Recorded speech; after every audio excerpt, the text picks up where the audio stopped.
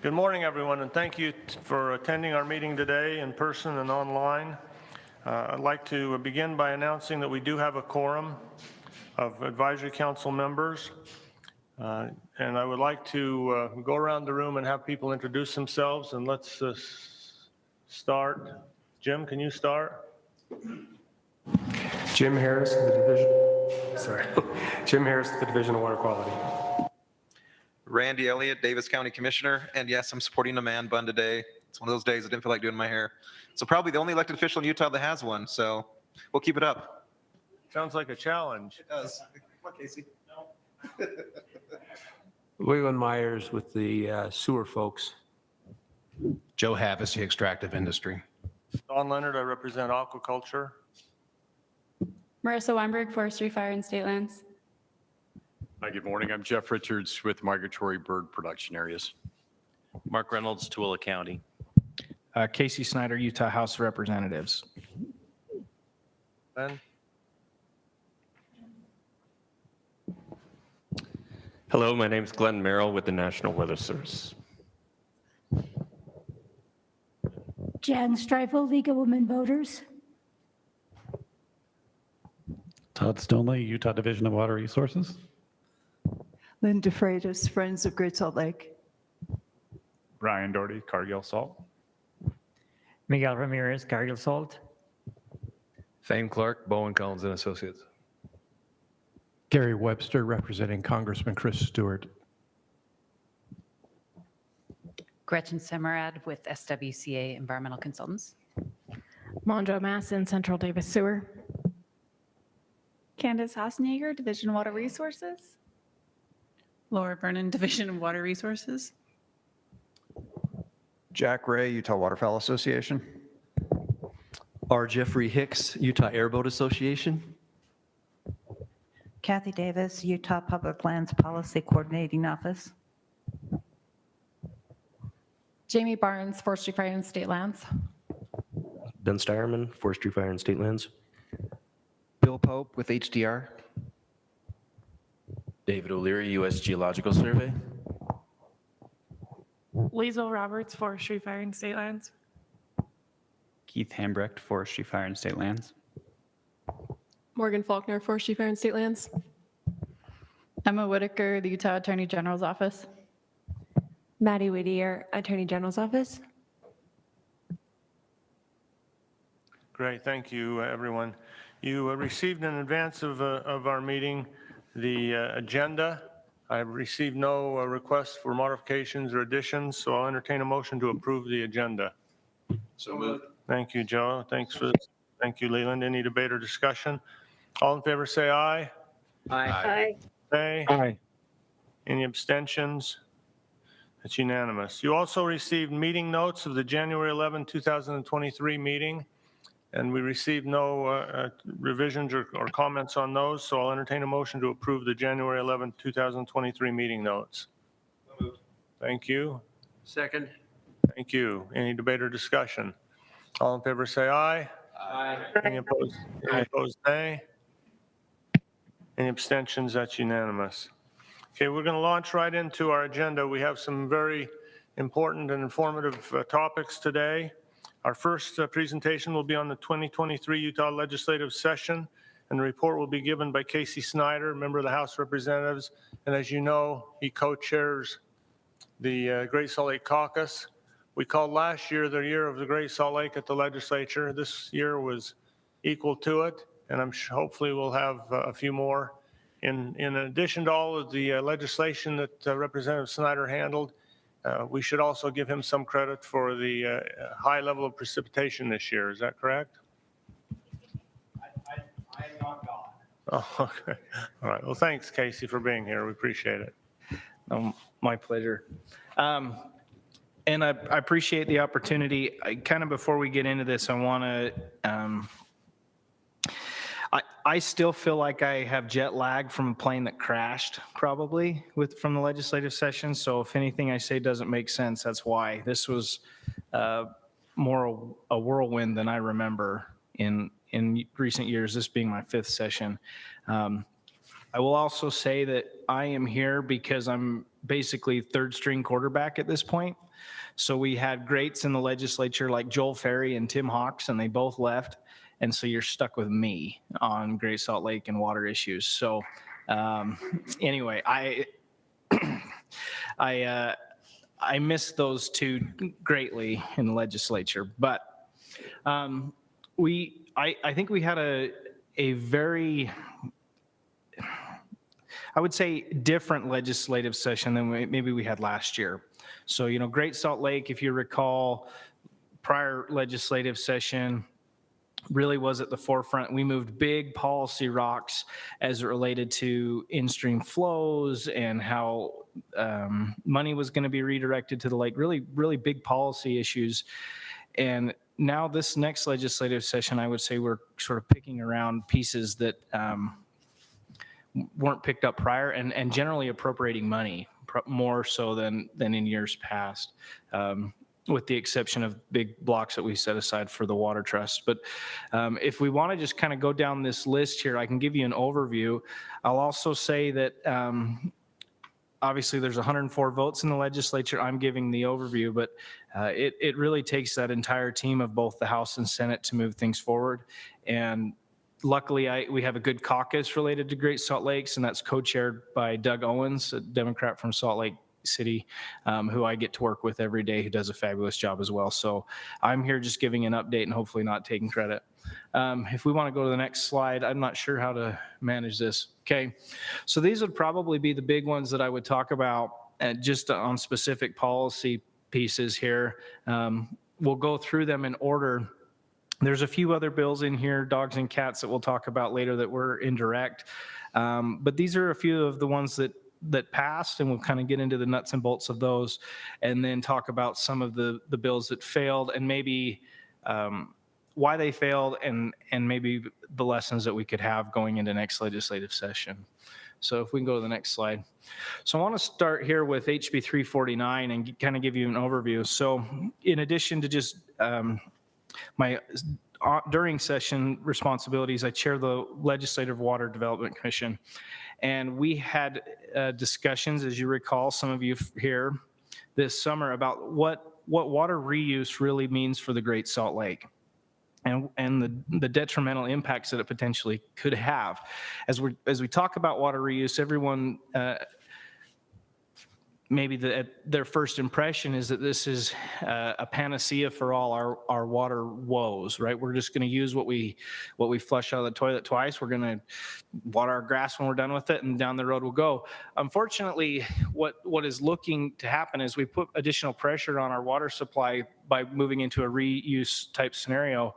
There are unintended consequences into the lake, and some of the data points that are coming that were most impactful coming from the water districts and other sewer districts and other studies was that if every system in the Great Salt Lake Basin went to a water reuse type scenario, we would actually drop the Great Salt Lake by an additional 10 to 12 feet.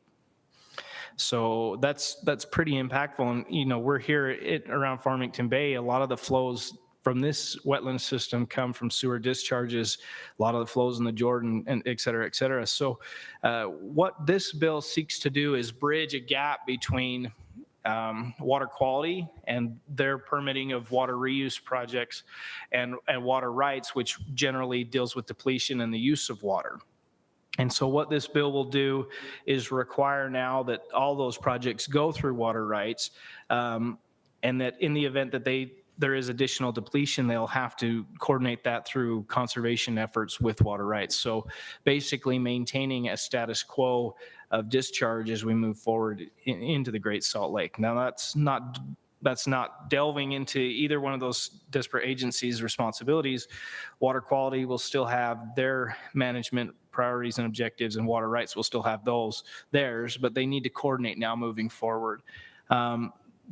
These requirements will come into effect November of this year.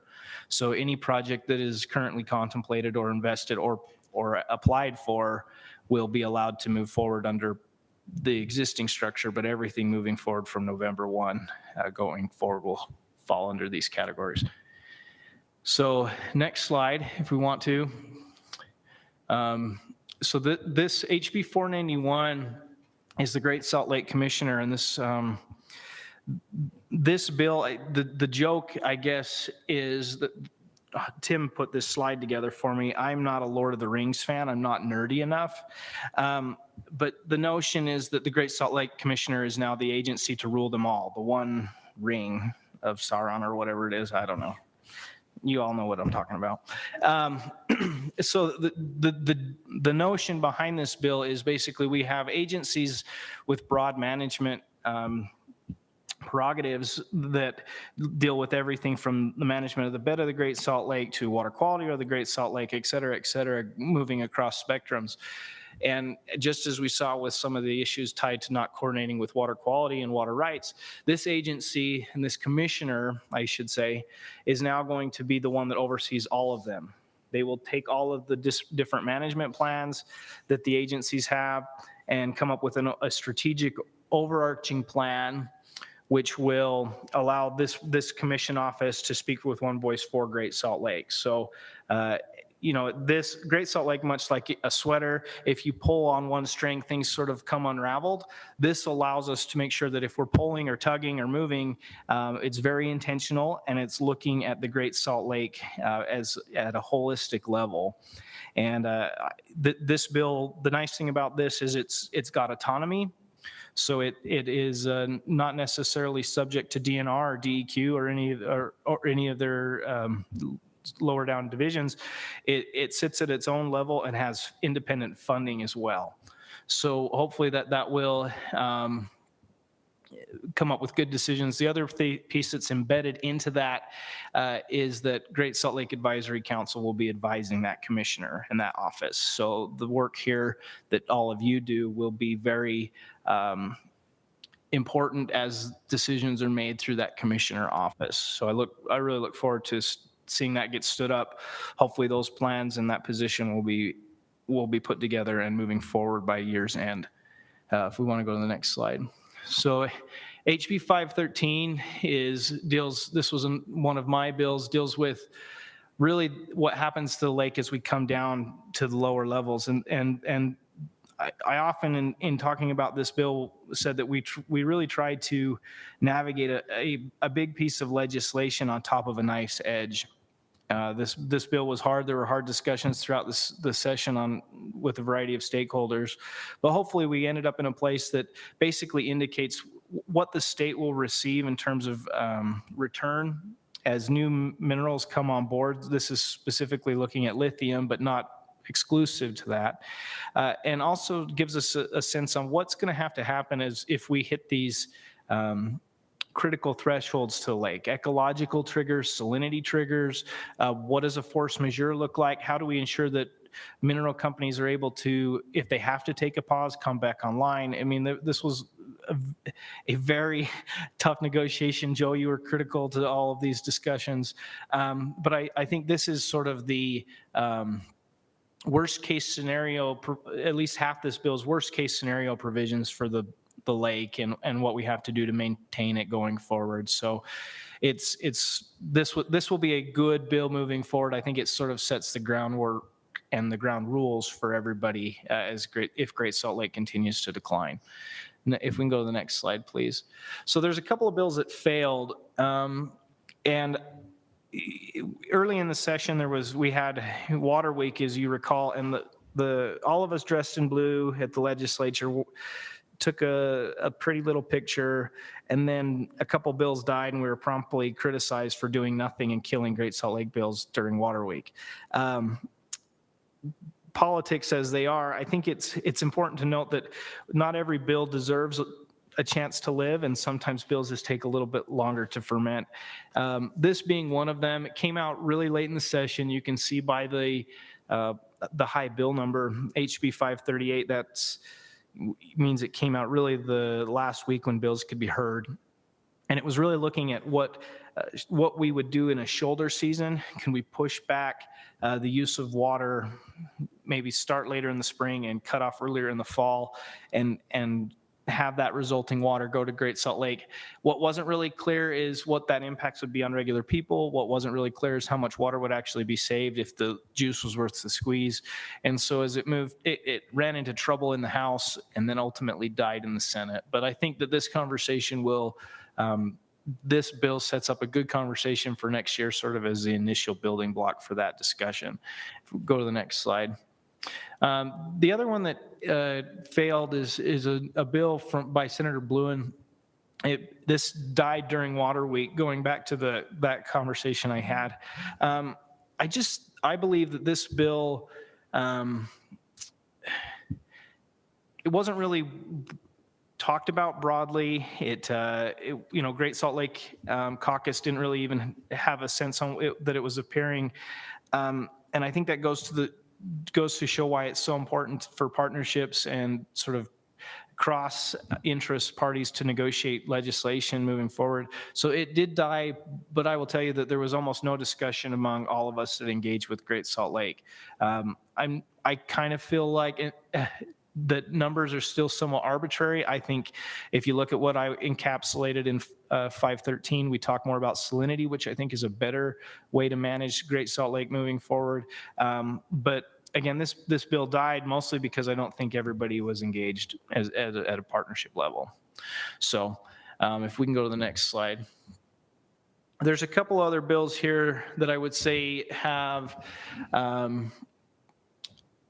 indirect benefits to Great Salt Lake. So HB 307 this is Utah Waterways. It's the private-public partnership that the speaker talked about at the Great Salt Lake Conference that allows industry, private investment, state investment to really advocate for better use of water, much as what we do with things like UCare.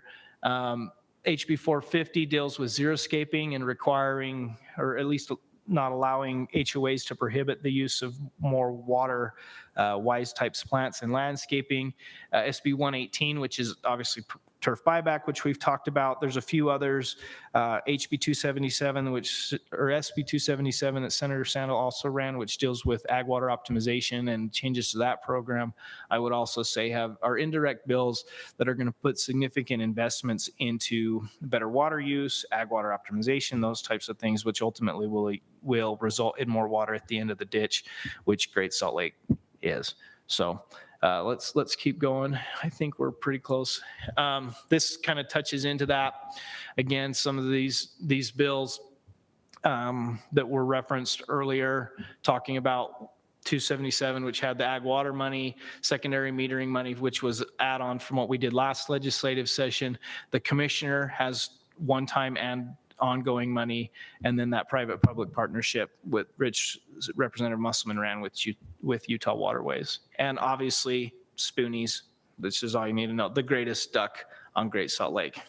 So anyway, that's kind of the quick and dirty on legislative session. With that, I'd kind of open it to any questions from anybody that had any. So making significant investments to use water multiple times in the Colorado, Washington County, for example. Between federal and conservancy district money, there's, I want to say, close to 200, it's either $200 or $400 million plus a $50 million loan from the state. So we're really encouraging it in that system. But this bill basically says this is the process for any body of water touching Great Salt Lake.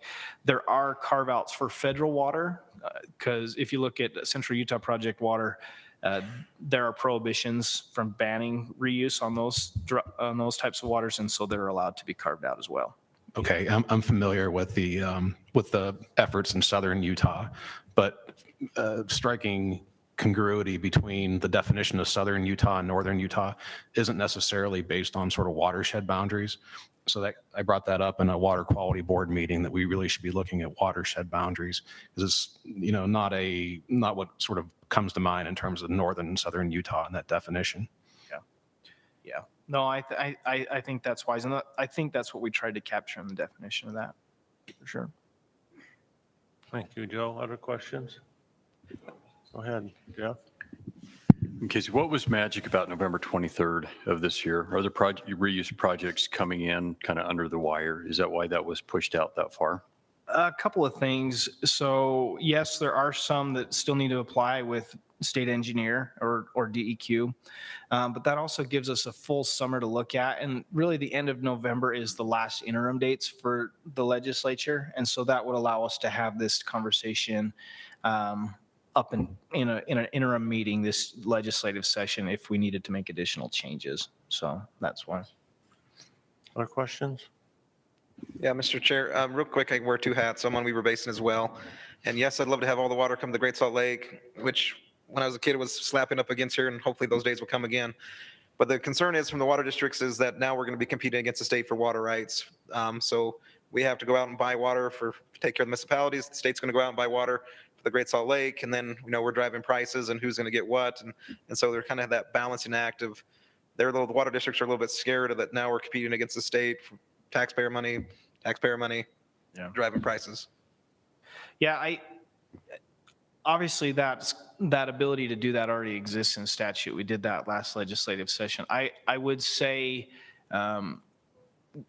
we just have to find a balance. If we lose this lake, we hit some of those critical triggers. You talk about ESA listings and other things. An ESA listing on Great Salt Lake will be worse for the state and the water districts than anything else. So it's trying to navigate maintaining this resource while not driving the prices through the roof. I do believe there's a balance to be had there, but we have to ensure water for both. So. Can I have one item on that? We did the study to look at what is necessary in terms of conservation to live within the existing water supplies.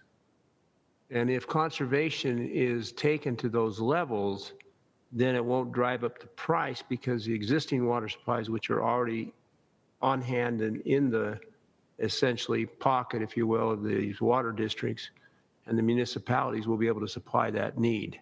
And that's from now in the modeling in the work we did goes out through 2060. So I think there is a way around it being a very costly issue. But I think it means that people are going to have to sacrifice in the way of conservation. Yeah. That's what the study indicated. AC, we appreciate your co-chairing the Great Salt Lake Caucus. Is that a one-session caucus, or is that going to continue? No, I see that moving forward. It's sort of a clearinghouse. It's a relatively small group. It's mostly just of legislators that have an interest in this space or have been asked by legislative leadership to sit on that. There's not really a public-facing side of this. There won't be press conferences and those types of things. Relatively small, even in terms of interviews or those types of things. But I see going forward into the next legislative session, the members of that caucus, which right now is Senator Sandel, Senator Wilson from the Senate side, Representative Owens, Representative Benyon, Representative Musselman, and myself from the House side will probably still be in the middle of those actions going forward. Thank you. Yeah. Go ahead, Tom.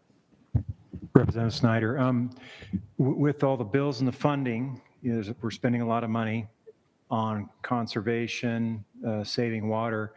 Are there specific allocations going to the lake, or is that going to development?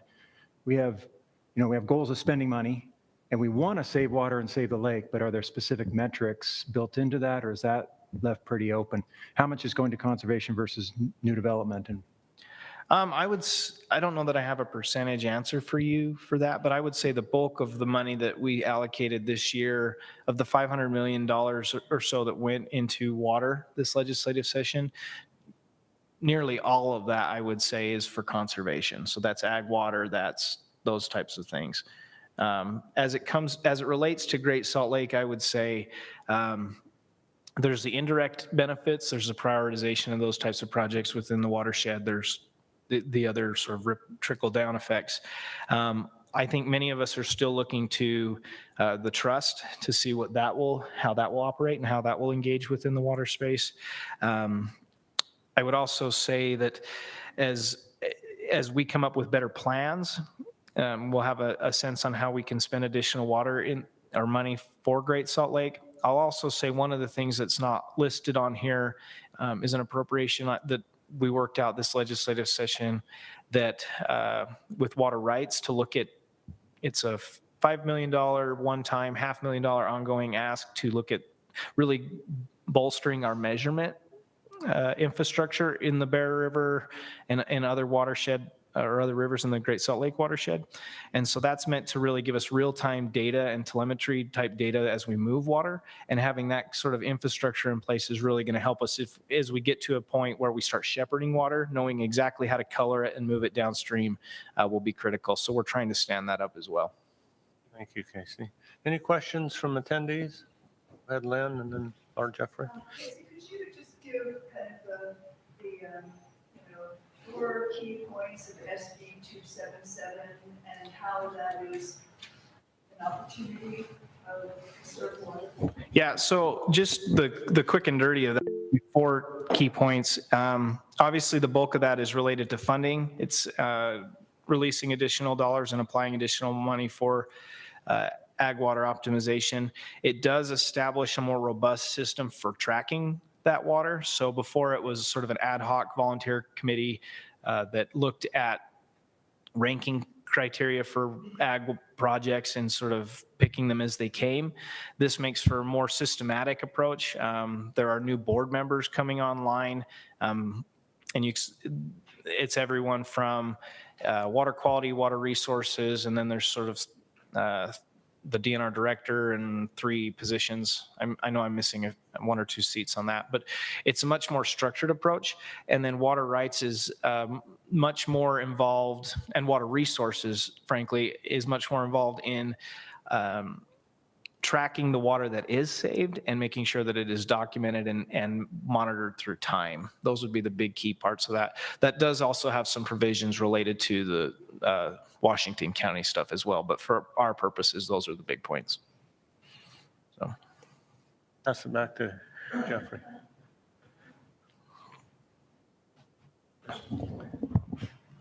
I'm gonna yell. Okay. I'm back, baby. Well, you mentioned, I just want to touch on a couple things you mentioned. I know I don't know the numbers, but the one where, the lake elevation, just didn't get any traction. And you mentioned that possibly salinity levels might be a better way to go or matrix to look at it. Mm-hmm. And I just want to see if you could kind of expound on that just a little bit about whether that would prioritize salinity levels versus the actual water up to the edges, which probably almost is as important as salinity. So can you kind of tell me where your thinking is on that, and maybe where the legislature is on that? Yeah, I would say that elevation has its own challenges in terms of what it actually means. If you're looking at core ecological function as it relates to brine flies and brine shrimp, that's really more a function of how much salt is in the water rather than how much water actually exists. And within the provisions of 513 are very specific authorities granted to forestry, fire, and state land relative to managing berms for salinity. So the UP Causeway, there's authorities in there directing them how to manage that, or other berms related to salinity. My bill really is looking at maintaining ecological function rather than looking at elevation. And so, and when I look at that in terms of just core values of Great Salt Lake, in my mind, it should be of higher priority to ensure that there's something for birds to eat and something for and the appropriate levels of salinity for macroinvertebrates to survive. That comes at a higher premium than elevation. I do think we can continue to have those discussions, but to me, that's not as high a priority at this stage in the game versus salinity. So that's the discussion.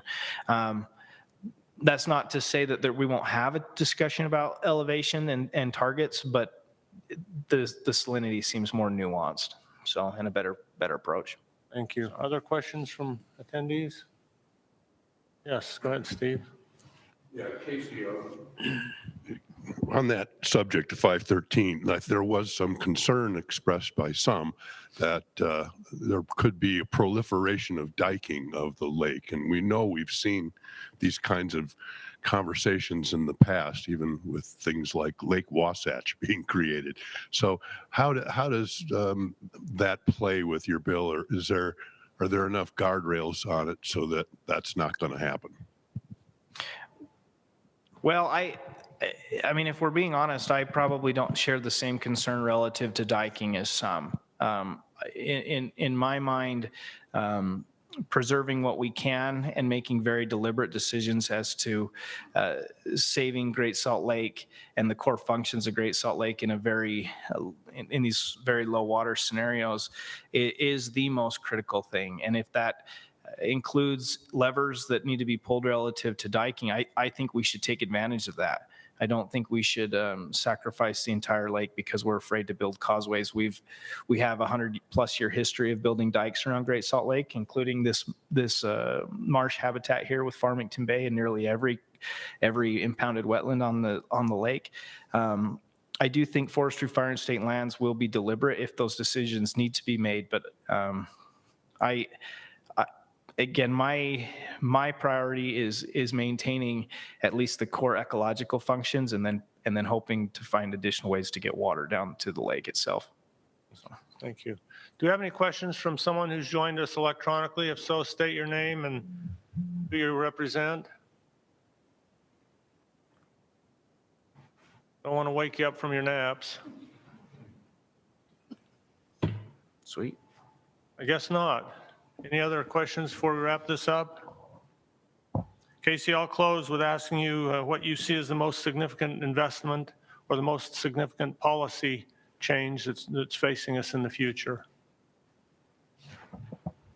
What's the agenda for the future? So if I'm looking at next legislative session, I'm really curious to see what the new commissioner's strategic plan looks like. Hopefully that's very heavily influenced by this body and others. I would like to see that, and we will look to at least that in part for future policy ideas.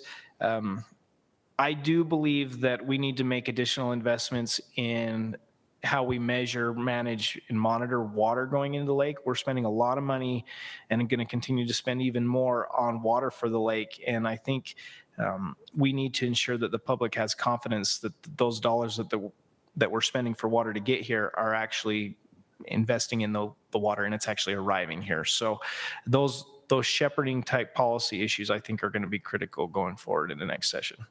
Right. Thank you. Thank you so much for being with us today, Casey. And if it's okay with the chair or the committee, can I just listen to the rest of the agenda as well? You're welcome to. Awesome. I can leave if you want. Stay put.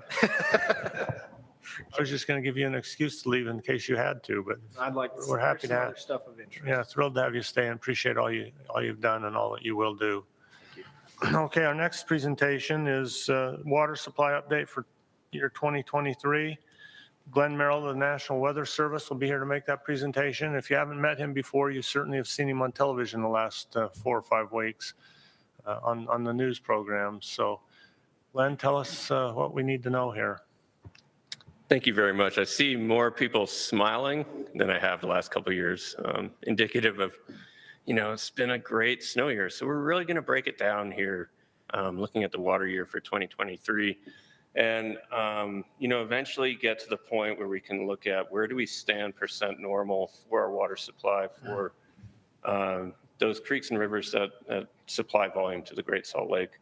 And that information will be coming from the Colorado River Basin Forecast Center. And then we're going to look at an outlook. What's ahead for the rest of the spring? It's nice to not be talking about flood potential for once. I've been doing that a lot lately. But let's jump into it. And I always like to begin by going back to the beginning of water year and seeing where this abundant snowfall has come from and how and where that compares to normal. And that's where I'm going to start here. It's a factor of temperatures and precipitation. On the left, we're looking at mean temperature. So the mean temperature averaged over a period from October 1st through the end of February. The last several years, we've been seeing a lot of warm colors. We've seen above average temperatures, not only during the warmer summer months, but also especially during the winter months and, higher elevation snow levels and such. This year, these cool colors are indicative of below to well below normal mean temperatures for that whole 5-month period from October 1st through the end of February. Really nice to see. We haven't seen that for a long time. You couple that with looking at the precipitation data, the image on the right, this is % normal precipitation across the whole western CONUS, but focusing in on Utah, if we look over, the West Desert areas, we're in excess of 200% of normal precipitation for that period, which is just absolutely fantastic. You see some of those blues shading into the Great Salt Lake outline as well, in excess of 150% of normal precipitation. You factor the precipitation in with the cooler than normal temperatures, and not only do we have abundant high elevation snowpack, but we've got abundant mid and low elevation snowpack that's continued into the month of March. Another way to look at the precipitation outlook is a percentile. And in this image, it's actually comparing it to climate data that dates all the way back to the late 1890s and looking at where does this year's precipitation during that October 1st through the end of February period compare historically to precipitation in the past. And you can see those dark greens in some portions of western Tooele County, some areas in central Utah, record wettest conditions for those areas. If we focus on the Great Salt Lake, we're really sitting there in that top 10th percentile in years dating back to 1895. And that continues into the Wasatch Front as well, where we're looking for our water to come from. It peters off a little bit as we get into the western Uintas for the Upper Weber Basin and some portions of the Bear, but still abundant precipitation, great to see. Again, factoring in with the cool temperatures, and now we're looking at data from the NRCS, percent normal snow water equivalent in the snowpack across the state.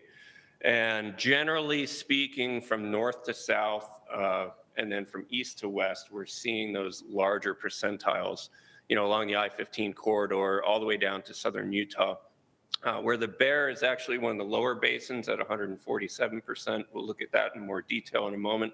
But you can see some areas across the state that really need it as well. In excess of 200% normal snow water equivalent in the snowpack for this state. Really phenomenal.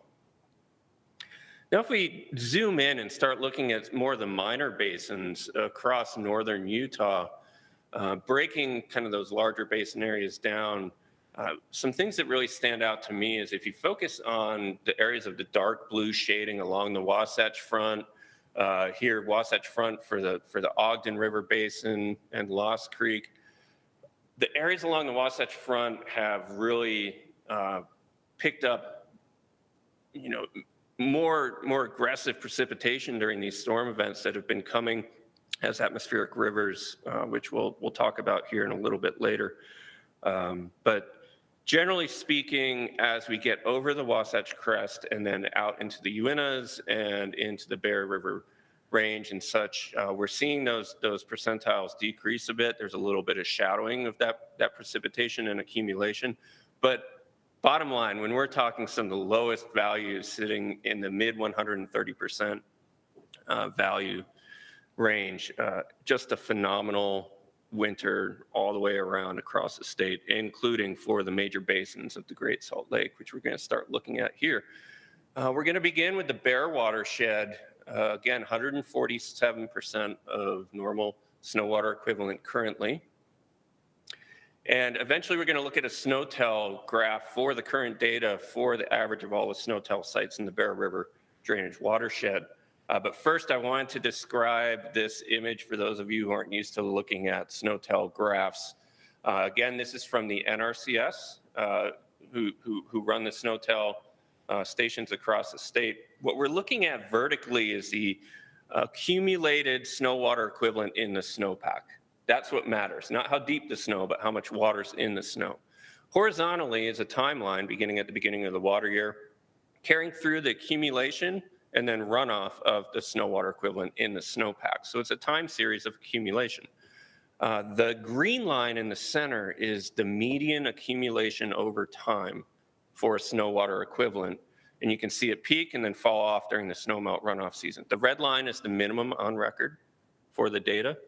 And the purple line is the maximum on record. That green X, so that the green line is the median daily value smoothed out. The green X is the typical median peak. Medians don't always happen on the same day every year, some earlier than later. But that green X is looking at the median peak for every year. And that's what we're going to be kind of comparing where we stand now to that typical median peak, that green X. This black line is where we stand for the Bear River watershed. So you can see we're well into the blue, well above the green line and the green X.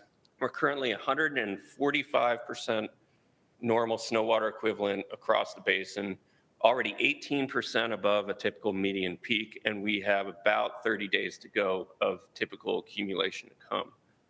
We'll look at the outlook to see, are we kind of staying on that trend, or maybe will we blow past it this year? I'll throw it out there right now. It looks like we're going to blow past it and accumulate for much longer than typical. This next line, this green line, is a comparison historically to the 1983 snow water accumulation season for the Bear River watershed. And the thing that really stood out with 83, yes, it was a very big year. It was a huge spring and a very cold spring, and it held off way late into May before it came down. We'll see how that happens this year. Everything's dependent on the future weather, but that's just a visualization of comparison to 1983, which was a phenomenal year. 1997, this pink line was way better, and that was one of the biggest years we've had across the state. We just started bringing it down a little bit earlier than some of the other more memorable flooding years, especially those that we think about in the early 80s. 2011 was another phenomenal year, and we've been tracking right along that blue line all year. 2011 had a very wet and cool spring as well, and it melted off late. Bottom line, Bear River watershed, over the last 40 years, there's a few years of historical comparisons to this year, and they're all major snow water equivalent producers. So when we start, before we get to how much water can we expect coming down, we need to factor in another variable, and that's how much moisture is in the soils. How much, not only what do we have in the savings bank currently up there water-wise, but what's that percent loss potentially? And here we look at the soils and the state of the soil saturation. Again, data from the NRCS averaged over the Bear River watershed. Vertically, we're looking at percent saturation, and horizontally, again, it's an evolution of a timeline. That green line is median, so typically for the watershed, median is about 60% saturation, and black line is where we're sitting right now. So pretty darn close to median values at 60% saturation. We won't get complete runoff until we saturate the soils, right? And then it'll move across the landscape much better, but we're sitting near normal, which is a good sign. I do want to note that what we're looking at here is depth average for the top 20 inches only. We're not talking groundwater movement. We'll look at some of that data here in a moment from the Colorado River Basin Forecast Center, taking in the full depth soil moisture, but we have seen kind of a rebound from the recent drought in the top 20 inches of soils, which is quite good. That's a comparison, the blue line, to 2011. A lot of our big years have come after other big years, and our soil moistures have been much higher. So I just wanted to show you that. Let's work south into the Weber-Ogden watersheds now. You can see 160% of median, which is already 29% above the typical median peak, which isn't typically reached until about 30 days out from now as well. So well above normal in the Weber-Ogden, and even better than we saw in the Bear. This orange line, again, is 1983, comparison to 1983. 1997, again, just a phenomenal year. We're trailing that a bit currently. And there's 2011. So once again, we're tracking very closely to what we saw in 2011. If we look at soil moistures for the Weber-Ogden, again, we're pretty close to median values for this time of year, which is good to see. We had a big jump up from a lot of the wet storms that we had in November and December. Otherwise, we would have been in much worse shape. So thank that precipitation that came really wet. It might have been hard to shovel, but some of that water and that snow actually got into the soils early in the year, which will definitely help the water supply runoff once we get in the snowmelt runoff season. Once again, there's a comparison to 2011. I can't compare earlier dates because the period of record for the soil saturation sensors begins in 2005 or 2011, and depending on the station site. So now working south into the Provo, Utah, Lake, and Jordan watersheds, 173% of median for this time of year. That's just amazing. Haven't seen that for years.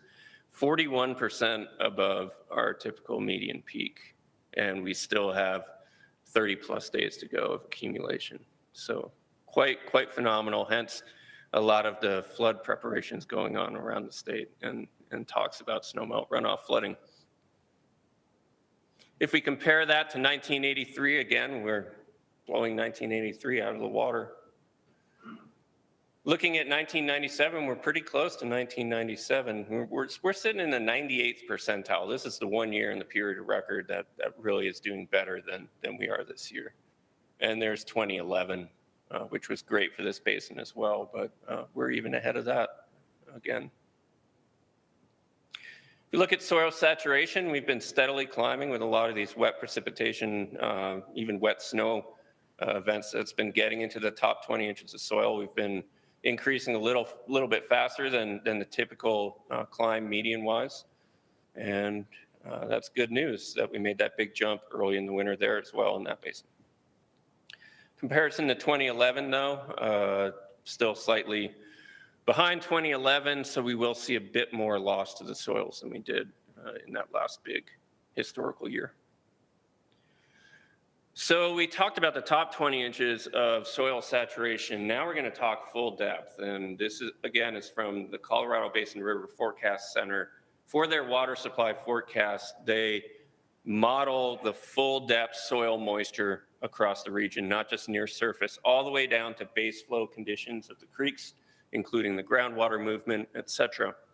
And this is where we see the remnants of the impacts that the drought has had over the last several years, especially, where now we're finally seeing these warm colors where not only are we below normal full depth soil moisture, but we're sitting in many basins here in northern Utah in that 50 to 70% of normal range, in some cases 70 to 90% of normal range along the Wasatch Front, and even portions of the higher Uintas in the western Uinta areas, which feed the Bear. So we still have a lot of recharge in the soils for full depth. I like to look at the two as a whole, and it all depends on the rate of the melt. If we melt very quickly, right, it's going to saturate that top 20 inches very quickly, and it's going to run off the landscape.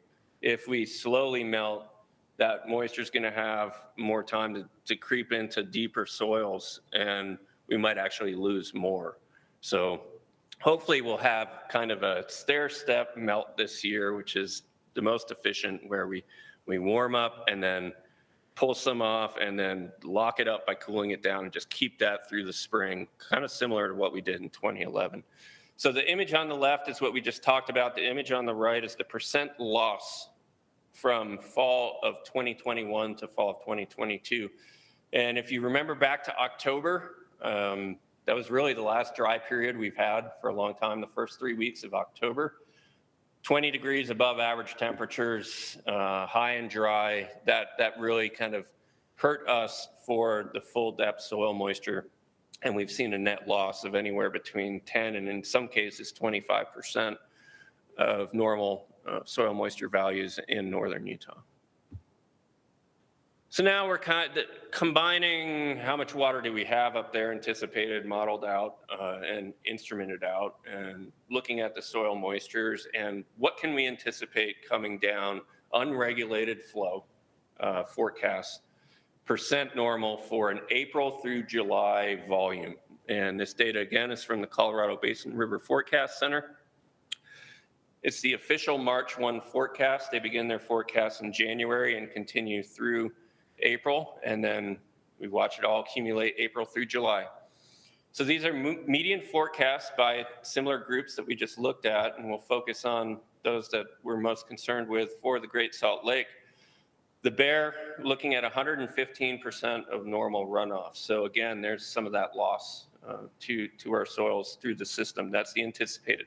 This is the median value. They've got breakdown in percentiles too, depending on, as we revise the forecast, and the forecast is based off of climatology, temperatures, and precipitation moving out. So if we're cooler than normal and above normal precip, then it'll be above these median values, the end result of the forecast. But this is their best forecast currently. Weber, 130%. Six Creek's phenomenal, 165%. Those are just huge numbers, as well as down in Provo, Utah Lake at 155% of normal. Now, if we just kind of focus in the upper left here, it's just how these forecasts evolved since January 1 through this latest March forecast. So if we look in that blue box, the evolution of the percent normal median total volume, April through July, the January 1 forecast for the Bear River was 110% of normal. It jumped to 120 in February and then dropped to 115 recently.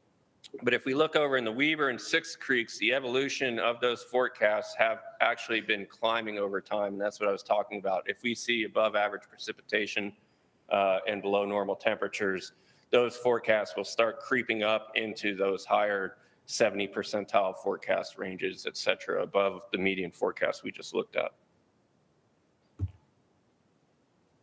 So now I wanted to first off thank Ryan Rowland he's the data chief for the USGS, and he takes care of these sites for the Great Salt Lake. And just to show the current levels of the south arm of the Great Salt Lake here, as of March 6th, 4,190.4 feet.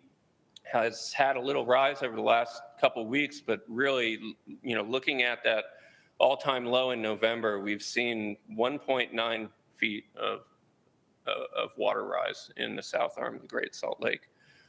Some of that is from enhanced stream flows, especially from Jordan and other projects that are going on, but a lot of it actually came from the precipitation that fell over the Great Salt Lake itself.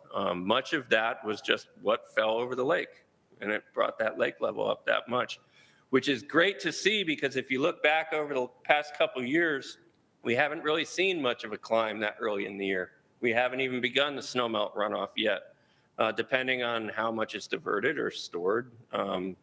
Those were unregulated forecasts, but we're also forecasting well above normal stream flow runoff this year as well. So positive news, obviously a very long way to go. If we look at the north arm, sitting at 4,189.3 feet, which is up 0.8 feet from the beginning of November as well. If we look at the reservoir storage for local reservoirs across northern Utah, statewide average is sitting at 51%, excluding Flaming Gorge and Lake Powell. And I'd like to thank the Division of Water Resources for this imagery, always. I wear a lot of hats. I take a lot of people's information and kind of put it together to talk to you all. So thanks to DWR. About 10% statewide, lower than a typical average pool elevation for this time of year. If we look at some of the reservoirs on the lower left across northern Utah, starting in the upper Weber, Smith and Morehouse is 54%, downstream to Rockport 60, Echo 69. I will note that those three reservoirs I just mentioned are sitting at pretty typical values for this time of year. Pretty normal pool elevations and percentiles for this time of year. Look further to the north, and some Newton is well below normal, Bear Lake 38. The bottom line is, I've been talking flooding wise more than anything. We've got a lot of storage room in our reservoirs to mitigate the flow of water moving forward. For this group, I'd say we've got a lot of room in our reservoirs right now, indicative of the exceptional drought that we've been in for the last 3 years. So we'll see how that water is managed moving forward. So now I'd like to touch on the outlook. What are we expecting for the rest of the winter? Are we going to flip that switch and all of a sudden become warm and dry, take all the snow down? Or are we going to continue to accumulate it? Obviously, we're closer in time. We're much better with our forecasts at the National Weather Service. So I always start with the 1 week forecast. And this is just a 30,000 foot big picture overview, but I want to show you kind of the trend in the weather pattern that we're anticipating moving forward as we get later this week and into this weekend. Image on the left, this is from a forecast model. It is not reality, but essentially what we're looking at here is where you see those areas of green, and you see the green from stretching from coastal California all the way back towards west towards Hawaii and along the subtropics all the way into the central and even western portions of the Pacific. Those green values are indicative of anomalously high forecasted precipitation compared to normal for this next week. What that is an atmospheric river. And what is an atmospheric river? It's been in the media a lot more. Essentially what it is, I like to compare it to other things. So we all know what the Mississippi River is, and we can sensibly see how much water is in that whole Mississippi River from its headwaters to where it comes out in the Gulf. Atmospheric rivers, the amount of water vapor that they have associated with them, you can see how long they are and how wide they are. An average atmospheric river has about 7 times the amount of water as the Mississippi River in vapor form. And that's why we can get such abundant precipitation. You hear about all the flooding in California that they've had. California gets the brunt of these rivers. They squeeze a lot of the moisture out. We kind of get the remnants of it, but we're phasing back into that pattern that we were in December and January, where we saw a lot of very moist storm systems move through. And the image on the right is the 7-day forecasted precipitation accumulation from the Weather Prediction Center. And you see a lot of blues and some pinks, and even some bright pinks along the Wasatch Front. So if we look at how much water that tallies up to, those light blues are getting into an inch range. Those pinks are, we're getting close to 2 inches of forecasted precipitation. And you get in those brighter bands in excess of 3 inches locally, say along the northern Wasatch Front and the upper Cottonwoods. So this weekend storm is looking very wet, and we're only going to continue to add to that snowpack that we looked at quite significantly from this event. This is just a zoomed in anomaly of percent normal precipitation looking over northern Utah. We're forecasted to see generally in excess of 1 inch or more above normal precipitation than we typically get for this time of year. So now looking more at an outlook, this information comes from the Climate Prediction Center. And the way I like to describe it is, which way is the table tipping? Are we tipping either above or below normal for temperatures and precipitation? Obviously, the percentile breakdowns are much lower than 100%. If we have 100 outcomes, and this is what the model has, 100 outcomes, what percentage is normal, what percentage is above normal, what percentage is below normal, and how is the table tipped? Well, for the 2-week forecast temperatures, once we get through this weekend storm, which will be a little bit warmer with higher snow levels, we're anticipated to go a fairly high probability back to below normal temperatures. And now we're getting into, the 3rd week of March. Have a very high sun angle this time of year, and we're retaining below normal temperatures with a high probability. And couple that with precipitation, once again, you can see the bullseye over Southern California. Again, that's indicative of future atmospheric river events that are expected to come into the state of Utah as well, favoring above normal precipitation through March 21st. If we carry it through all the way through the month of March, again, high probability below normal temperatures in northern Utah, with a bullseye over the Great Salt Lake in northern Utah for above normal precipitation conditions. Seasonally, grain of salt here, I would take it with, just because these seasonal forecasts, being completely honest, seasonal forecasts are very difficult, and we're talking in that orange shading, is there a 33 to 40% chance of above normal temperatures, that type of thing. And it's been hard for the Climate Prediction Center to keep up with the seasonal forecast for the state of Utah this year. They've done better in other areas, but they only issue these once a month. The last one was on February 16th. I would not be surprised once we get to March 16th that we're going to see a higher probability of either equal chances or above normal precipitation for the period, the way trends are occurring. But this is their last forecast where they're still, or they were still holding on to, once we get through March, we're going to start seeing more subtle changes in the storm tracks and try to bring in a little bit warmer conditions or near normal conditions and shut off that feed of significant moisture and precipitation coming in off the Pacific. That is all I have for you today. Thanks for bearing with me. And thank you for having me. It was an honor to speak. My contact information is here. Feel free if you have any questions, either email me or call me on my cell, and that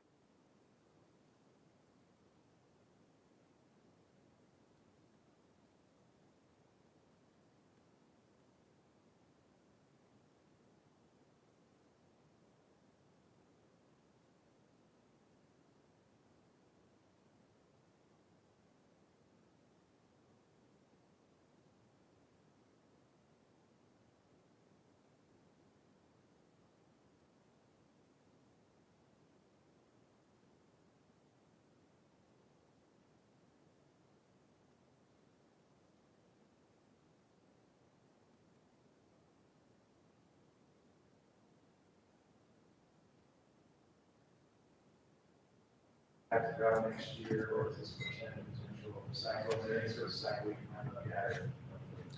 Hey, Carmen, are we back? I'd like to say, get 2 other friends, have 3 straws. One of you pick a straw, the longest one can be above normal. Normal will be in the middle, smallest one below normal. One of you is going to be right, and then you can have a trophy and carry on from there, because someone's always going to be right.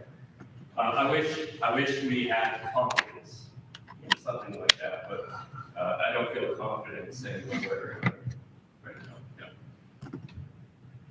Glenn, in past bad years, it may not be an association at all, but I wrote about the law, the high temperatures in the Pacific.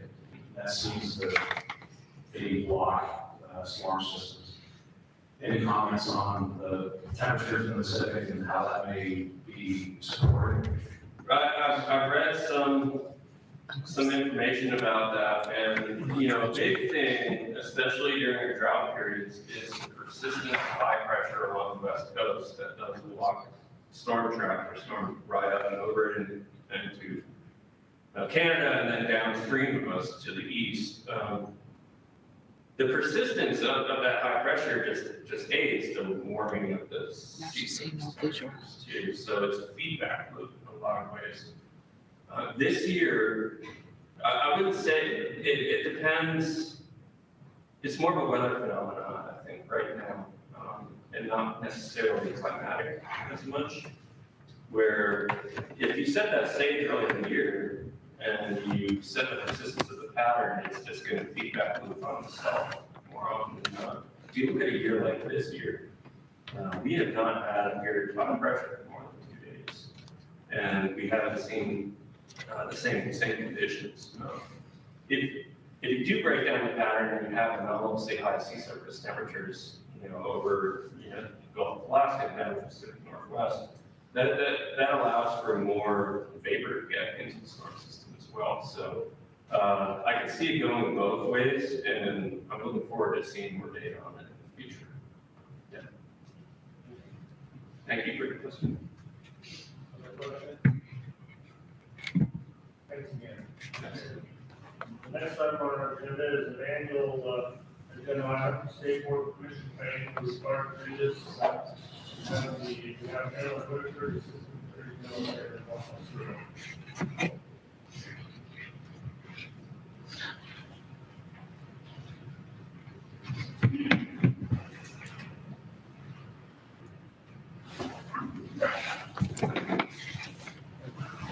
We're restoring a connection real quick.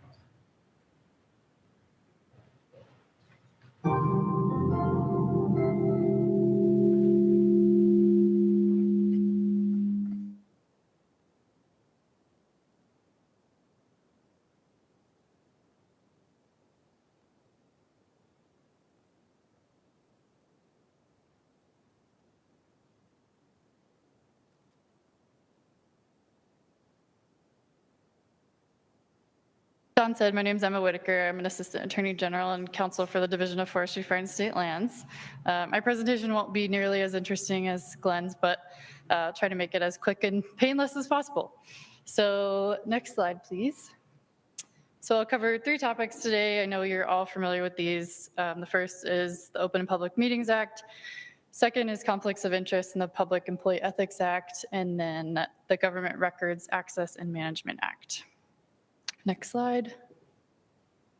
So I'll start with the Open and Public Meetings Act. So generally this act requires that there be notice and an open deliberative process before a public body votes on matters within its jurisdiction, and all votes must be taken in public.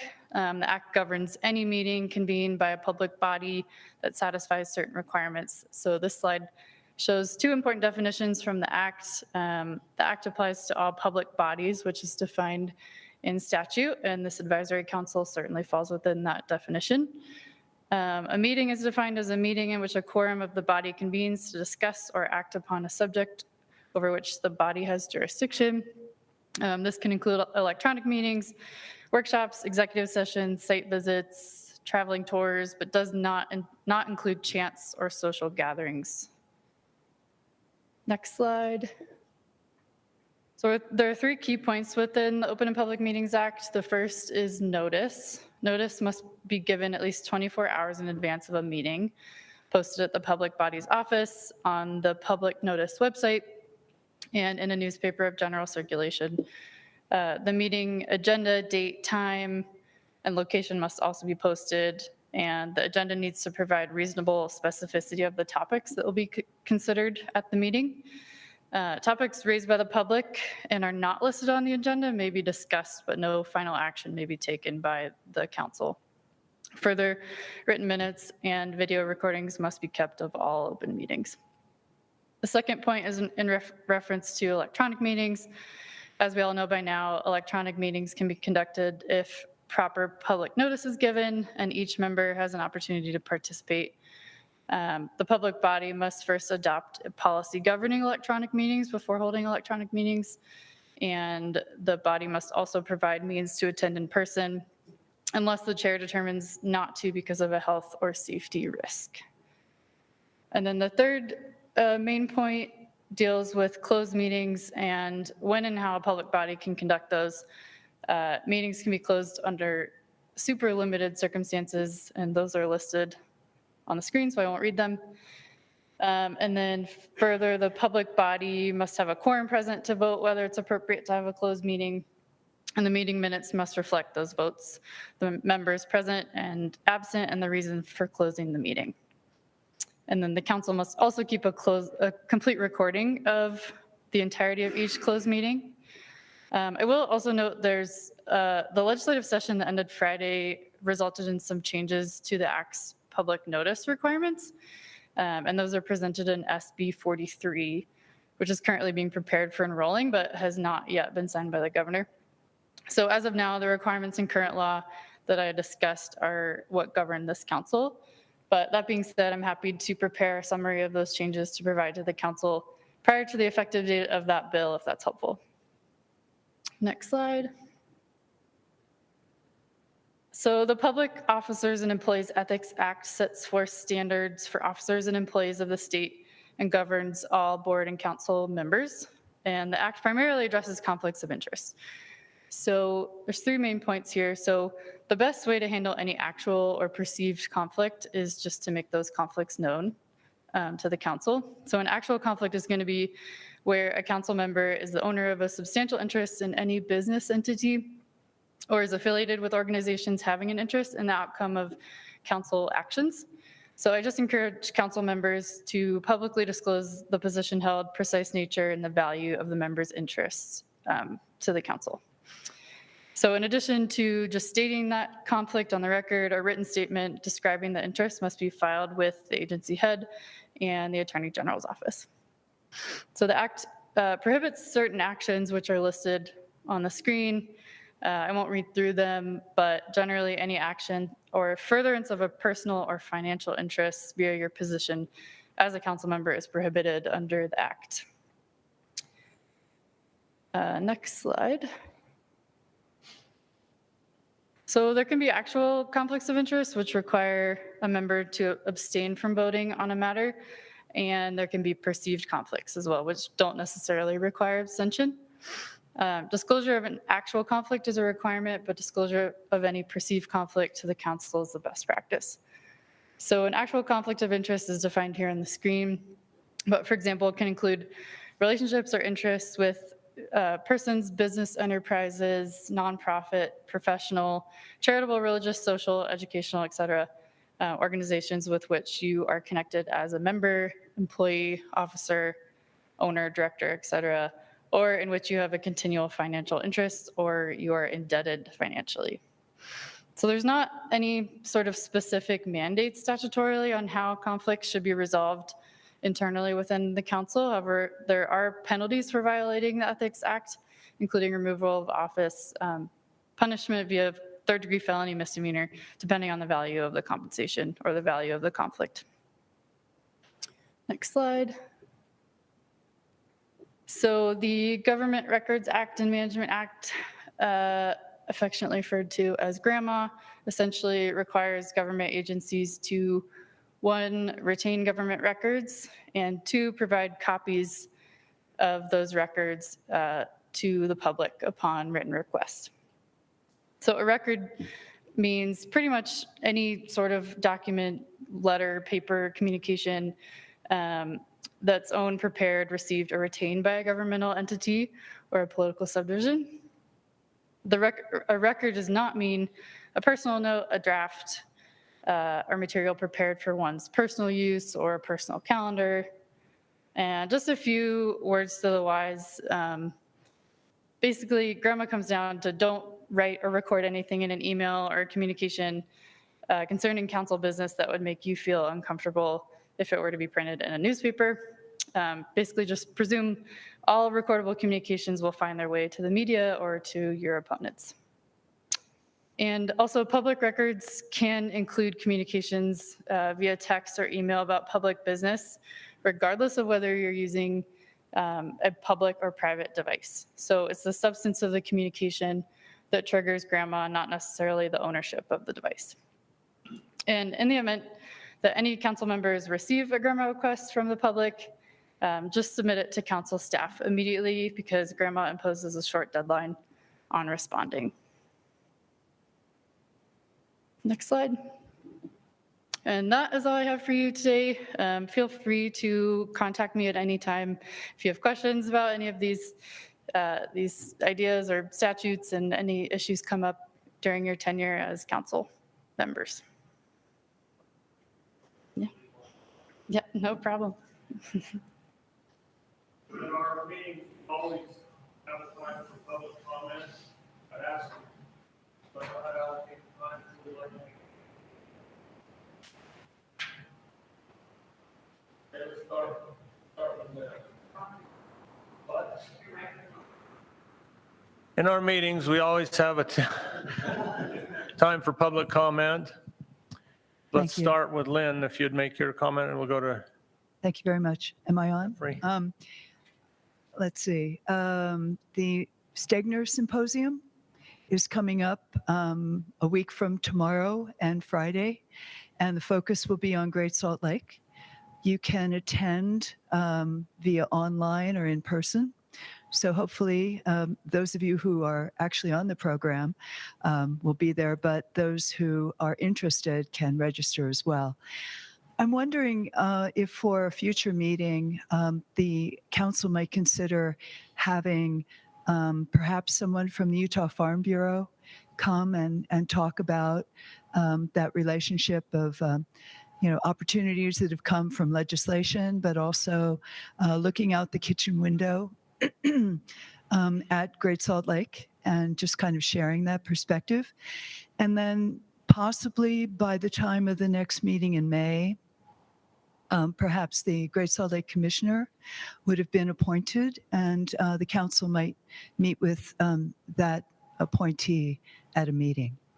Thank you. Thank you, Len. I guess I think I'll just keep standing up because my rear end's getting tired of sitting.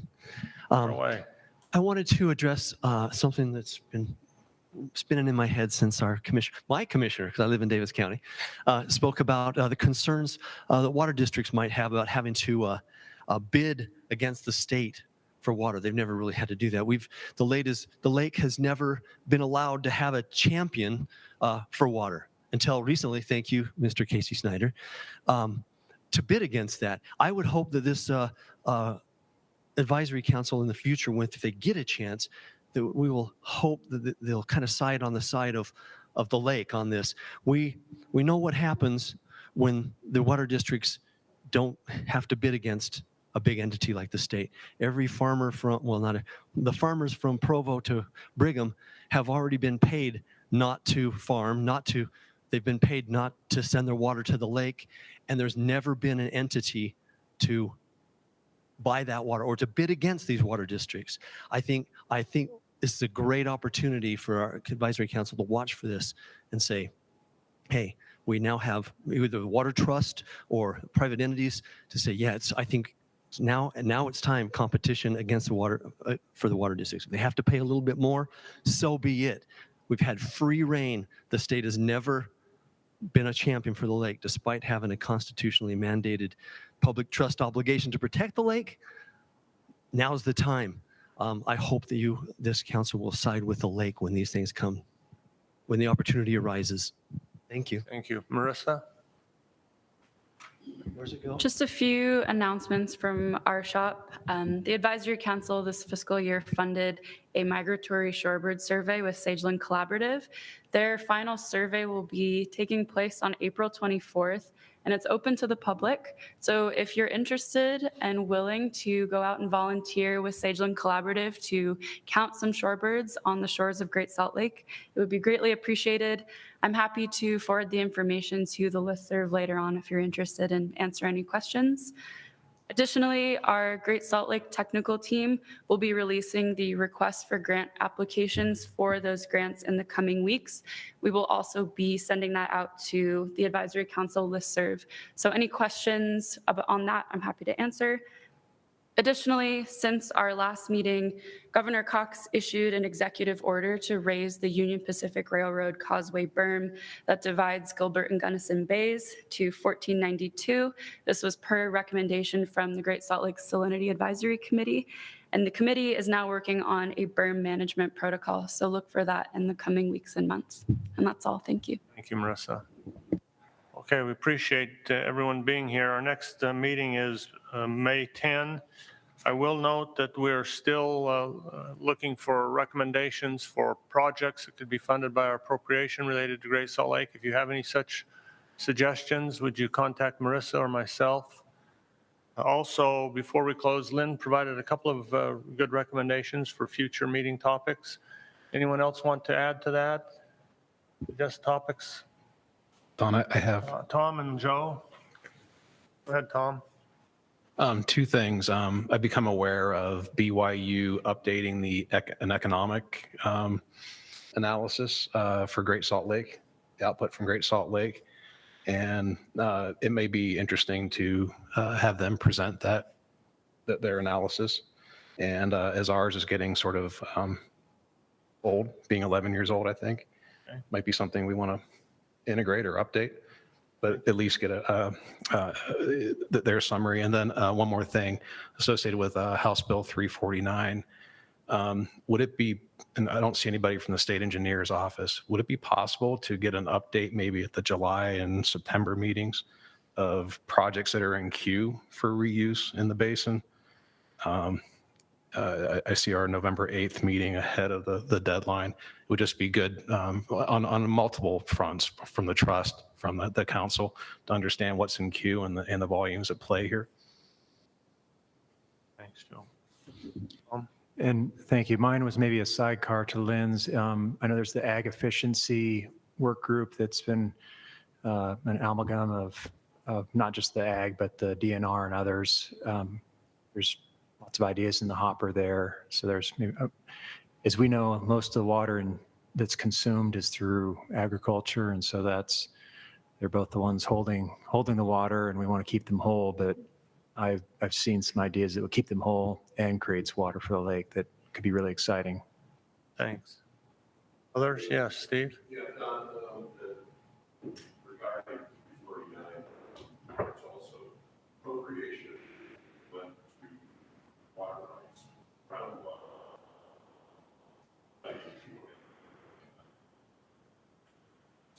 In conjunction with, so maybe we can get an explanation to see coming from specific. Okay. Suggestion. Others? Mr. Chairman, we were unable to.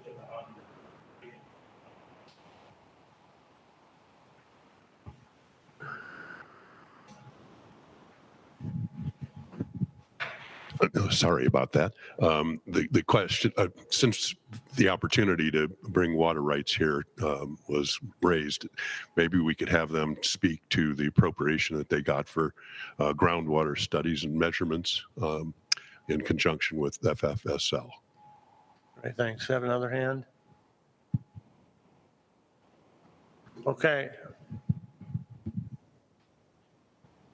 Thank you. I just think it would be an opportunity later this summer, maybe July or September, to have the presentation on the Great Salt Lake Basin Integrated Plan that we're working on, fast and furious, and want to keep you guys in the loop and engage with this great body. So love that opportunity. What would the timing be, July or September?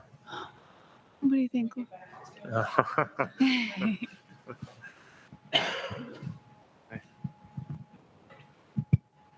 have another.